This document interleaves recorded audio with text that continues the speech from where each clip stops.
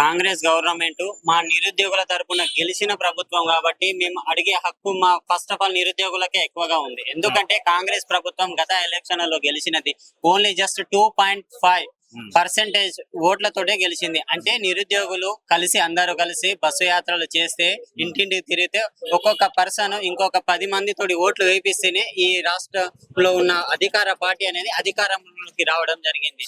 ఇదే అధికారంలో ఉన్న రేవంత్ రెడ్డి సీఎం గారు కామారెడ్డి నుంచి పోటీ చేయడం జరిగింది. నువ్వు నల్లమల్ల పుల్లి నల్లమల్ల సింహము అని చెప్తా ఉంటావు కదా, నల్లమల్ల పిల్లిలాగా ఎందుకు కావాల్సి వచ్చింది? కామారెడ్డి ప్రజల్ని ఎందుకు నీ గెలిపించలేకపోయారు? ఏమైంది? కామారెడ్డిలోని కాంగ్రెస్ కార్యకర్తలు లేరా? ఎందుకు గెలవలేకపోయావు? నువ్వు ఇక్కడ తోపు కదా, తుడుము కదా, ఎందుకు ఓడిపోవాల్సి వచ్చింది? అంటే ఇప్పుడు నిరుద్యోగులు నిన్ను చూస్తా ఉన్నారు. నువ్వు నిరుద్యోగులకు ఇచ్చిన హామీ ఇప్పటి వరకు ఏ ఒక్క హామీ కూడా నెరవేరలేదు.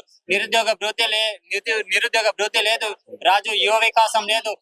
ఇప్పటికీ నువ్వు సంవత్సరానికి 2 లక్షలు అంటే ఇప్పటికీ 2 సంవత్సరాలు పూర్తి వస్తుంది కాబట్టి 4 లక్షల ఉద్యోగాలను బాకీ ఉన్నావు. ఈ 4 లక్షల ఉద్యోగాలలో 1 లక్ష ఉద్యోగాల నోటిఫికేషన్ వెంటనే నువ్వు విడుదల చేయాల్సిన బాధ్యత నీ పైన ఉంది.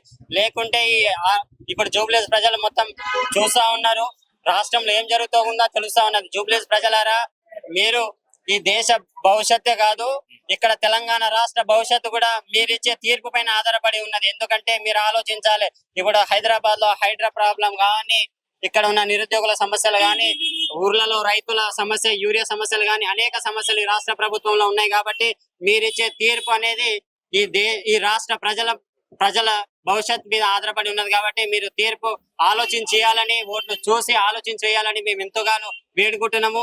ఈ సీరియల్ నంబర్ 37 పైన ఉన్న కాశీనాథ్ యొక్క గుర్తు, హార్మోనియం గుర్తు ఓటేసి గెలిపిస్తారని మేము కోరుకుంటున్నాం.